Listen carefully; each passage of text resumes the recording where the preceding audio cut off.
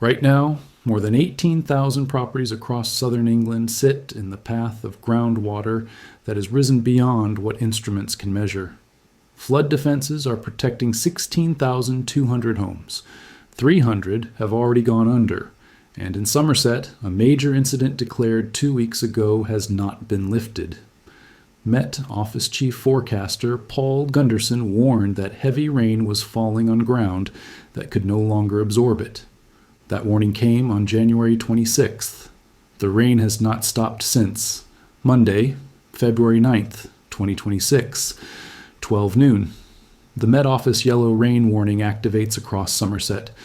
Parents are collecting children from school. Commuters are calculating whether to leave work early. Farmers in the Levels are watching fields that have been underwater since January. Across England, 96 flood warnings are active. 219 flood alerts sit on top of that.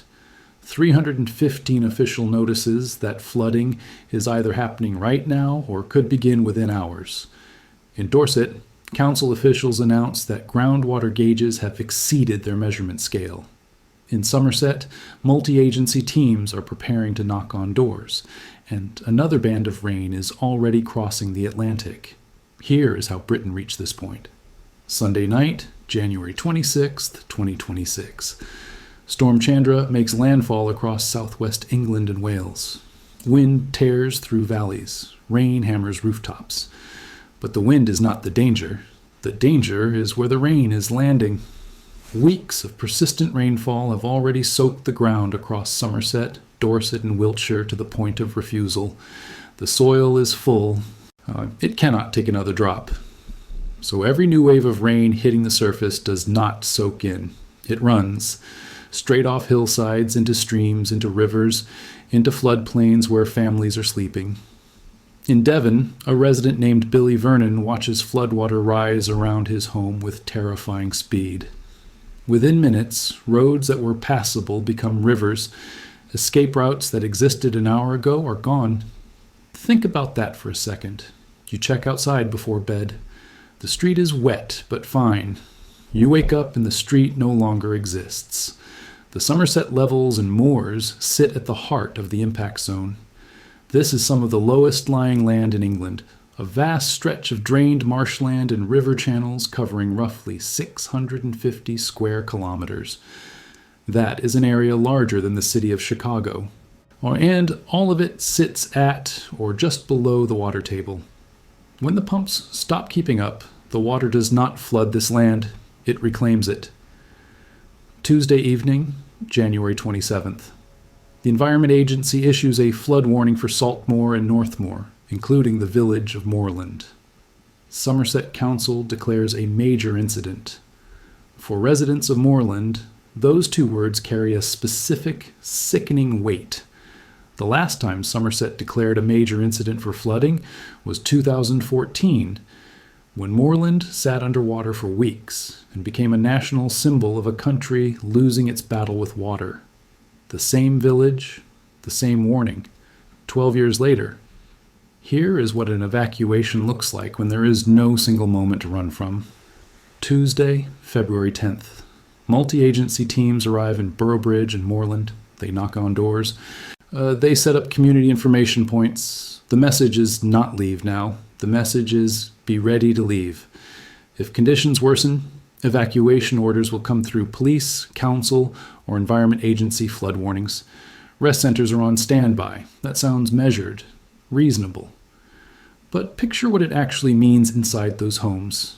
Elderly residents listening to every forecast, families packing bags they hope they will not need, medication sorted into plastic bags by the front door.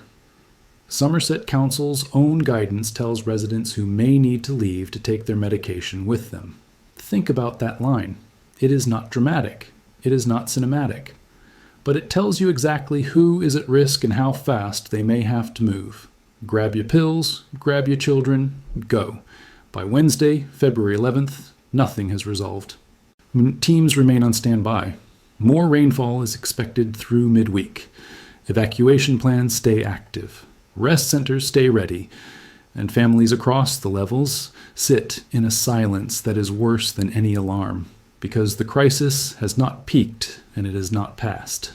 It is holding. Bags by the door, cars pointed toward the road, waiting. Somerset does not release hard evacuation numbers the way other disaster responses do. Officials confirm only a small number of temporary accommodation placements.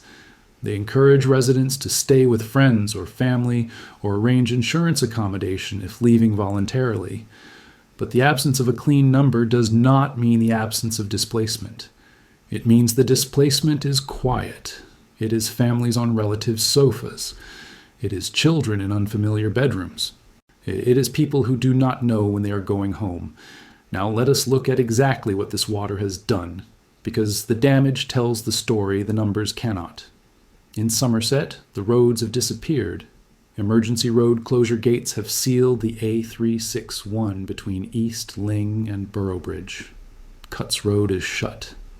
The Langport to Muchelney Road is impassable. New Road at West Lyng is underwater. These are not back lanes. These are the arteries that connect communities across the levels. When they close, villages do not just flood, they become islands. At Northmoor and Saltmoor, Environment Agency pumps are running around the clock. Mobile pumps have been brought in as reinforcement. Water levels at Currymoor Drain continue climbing on the EA's live gauges. Every hour, the pumps push thousands of liters off the land. Every hour, the rain puts it back. This is not flood response. This is a war of attrition, and the machines are barely holding the line. But the crisis most people cannot see is happening underground. On February 4th, Dorset Council issues a warning that stops officials in their tracks. Groundwater levels across the region have reached historic highs. Some monitoring gauges are reading above their measurement scale, literally off the charts. No recorded comparison exists. Councillor John Andrews, Cabinet Member for Place Services, confirms that 18,000 properties across the wider operational area covering Bristol, Somerset, Dorset, and Wiltshire sit in the groundwater flood risk zone. Here is why that matters. Surface flooding is water coming over the land. You can see it. You can sandbag against it. Groundwater flooding is water coming up through the land. It rises in basements. It seeps through foundations. It pools in car parks from below. There's no wall you can build against water that arrives from underneath your floor.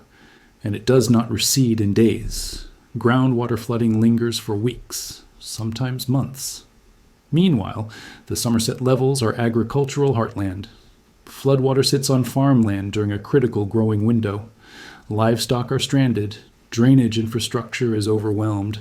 Field access roads are gone. The economic damage will outlast the water by seasons. Here is what the response looks like when an entire region is fighting water on every front simultaneously.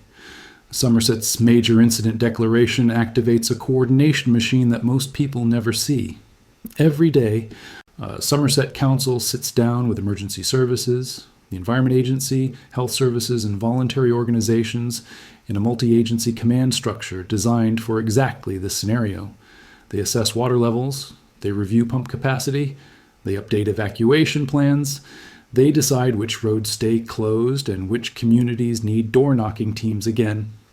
This is disaster management running in real time, and it has not stopped since January 27th.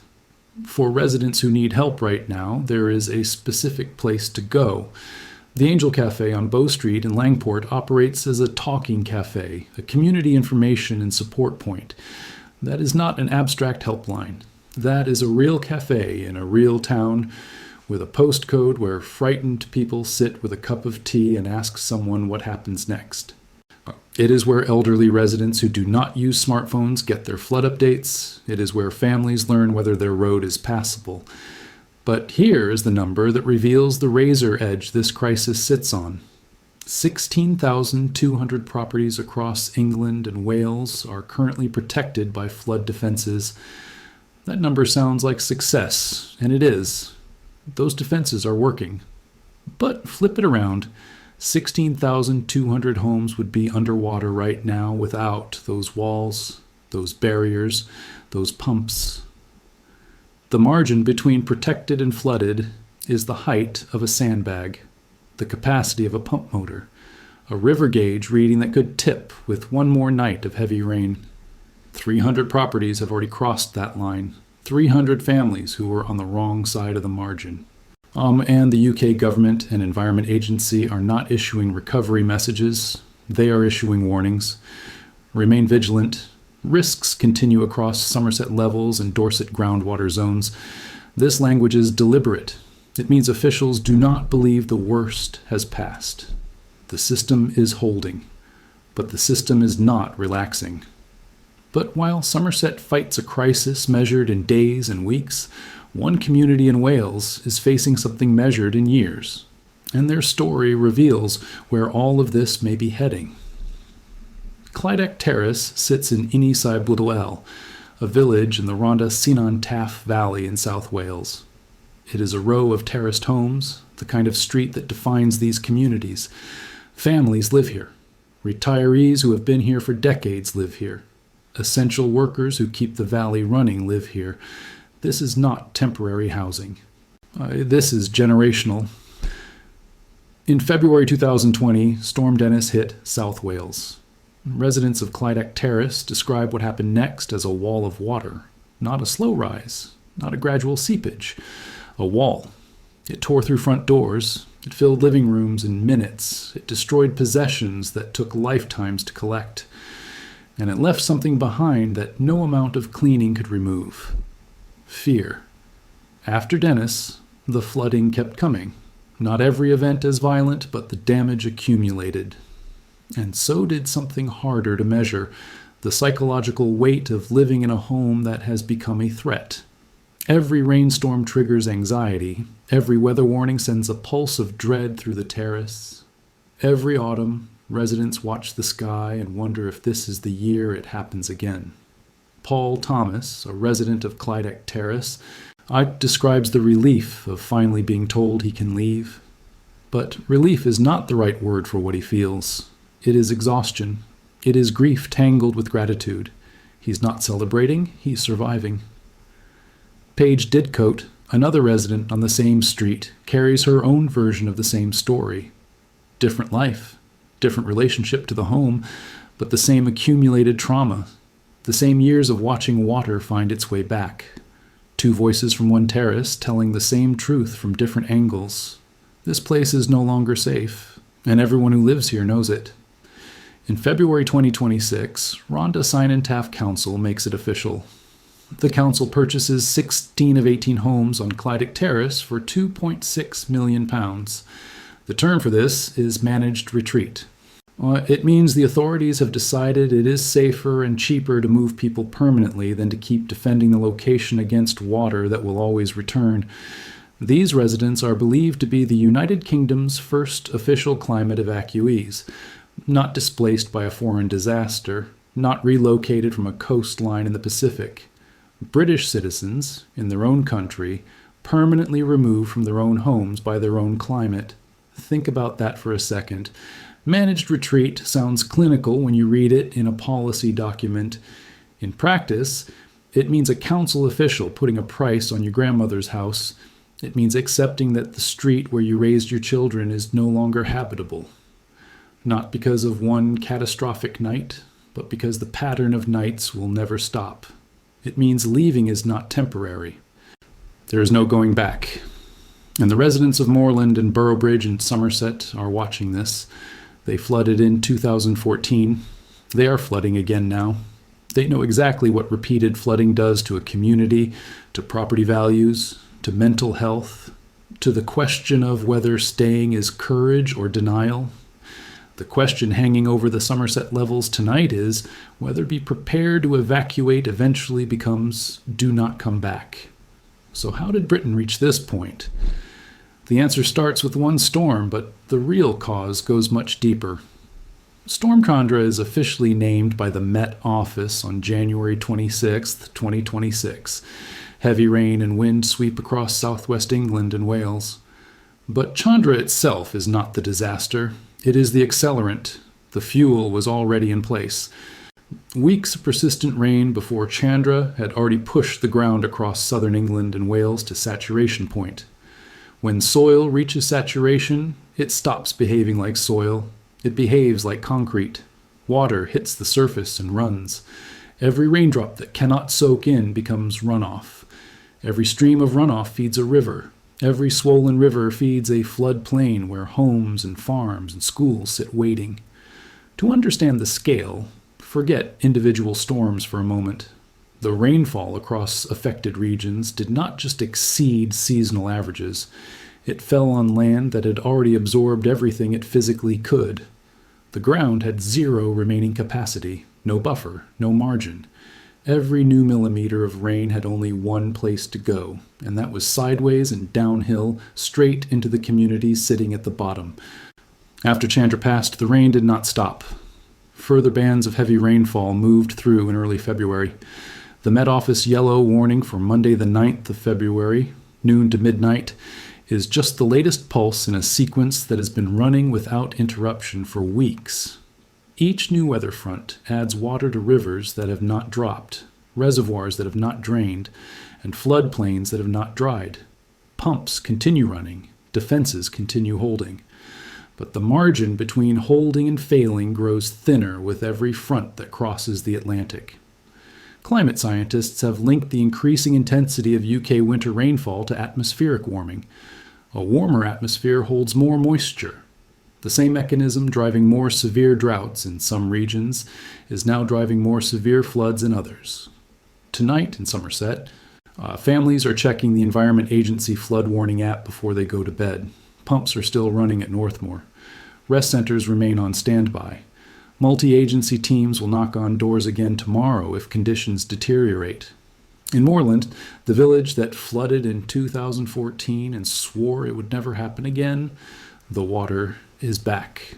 16,200 properties protected by defenses. 300 already flooded.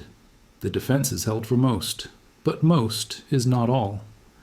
And the rain has not stopped. In Ynysybwl, 16 families have accepted that their homes are gone. They are the first to be called climate evacuees in this country. They will not be the last. Across Britain, communities built on floodplains, on river bends, on reclaimed marshland are watching this winter and asking the same quiet question. Are we next? But the full picture of what is happening beneath the surface, why the groundwater will not stop rising, why engineers in Dorset are calling their readings off the charts, and what the long-term projections actually say about which communities can be saved and which cannot, that is a story that requires its own telling. Because the data behind this crisis contains an admission that officials have been reluctant to make publicly. For some of these places, the water is not going to stop. We will explain why in our next coverage. If you are in an affected area, follow guidance from the Environment Agency, your local council, and emergency services. Do not attempt to walk or drive through floodwater. Stay safe.